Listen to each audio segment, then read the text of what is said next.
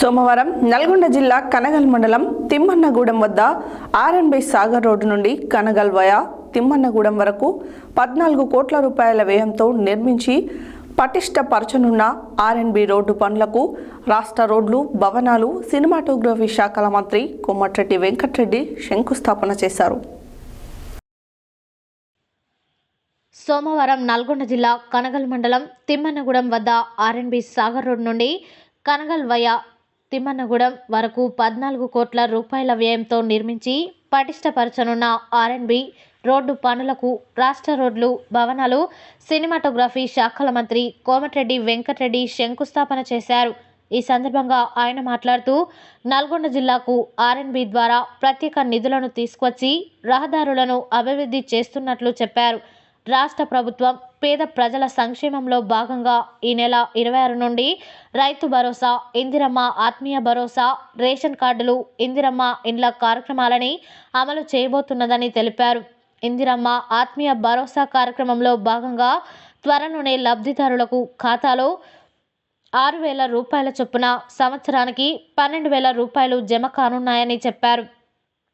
రాష్ట్రంలో పాత రేషన్ కార్డులను కొనసాగించడంతో పాటు నూతనంగా రేషన్ కార్డులు ఇవ్వనున్నామని, రైతు భరోసా, ఇందిరమ్మ ఆత్మీయ భరోసా, ఇందిరమ్మ ఇండ్లు రేషన్ కార్డులకు దరఖాస్తు చేసుకొని అర్హుల జాబితాలో పేర్లు లేని వారు ఆందోళన చెందాల్సిన అవసరం లేదని, త్వరలో నిర్వహించనున్న గ్రామ సభలలో దరఖాస్తు చేసుకోవచ్చని ఆయన స్పష్టం చేశారు.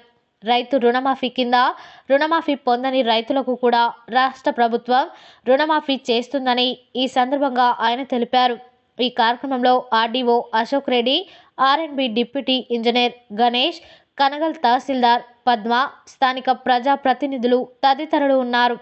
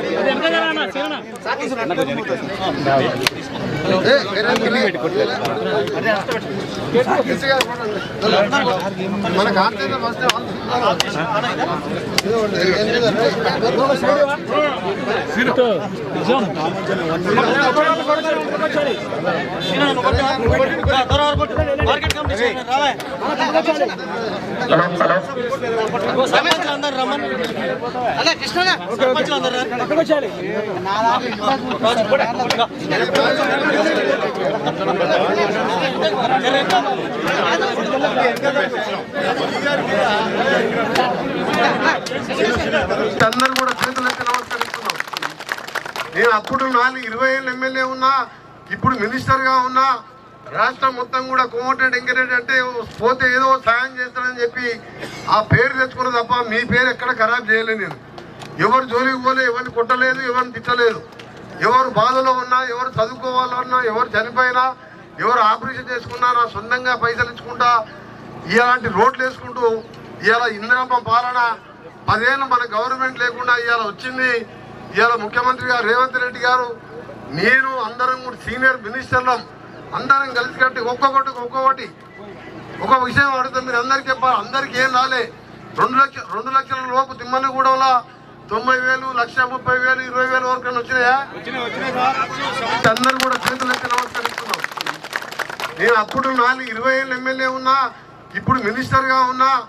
రాష్ట్రం మొత్తం కూడా కోమటిరెడ్డి వెంకటరెడ్డి అంటే పోతే ఏదో సాయం చేస్తానని చెప్పి ఆ పేరు తెచ్చుకున్న తప్ప మీ పేరు ఎక్కడ ఖరాబ్ చేయలేదు. నేను ఎవరు జోలికి పోలే, ఎవరిని కొట్టలేదు, ఎవరిని తిట్టలేదు. ఎవరు బాధలో ఉన్నా, ఎవరు చదువుకోవాలన్నా, ఎవరు చనిపోయినా, ఎవరు ఆపరేషన్ చేసుకున్నా నా సొంతంగా పైసలు ఇచ్చుకుంటా ఇలాంటి రోడ్లు వేసుకుంటూ ఇవాళ ఇందిరమ్మ పాలన అంటే 2 లక్షలు ఉన్నోనికి వచ్చింది, 1,90,000 ఉన్నోనికి వచ్చింది, 60 ఉన్నోనికి వచ్చింది, 30 ఉన్నోనికి వచ్చింది. వచ్చినాయిగా మీ ఊర్లో కూడా అకౌంట్లో పడ్డాయా? 1,00,000 ఉన్నోళ్ళు పడ్డాయా? నీకు కాదు ఆయన నీతో మాట్లాడుతున్నాయినా వేరే వాళ్ళు పడ్డాయా? కొందరికి ఉన్నది ఒప్పుకోవాలరా ఆయన. అబద్ధాలు ఆడితే తలకాయ పని చచ్చిపోతాం మనం.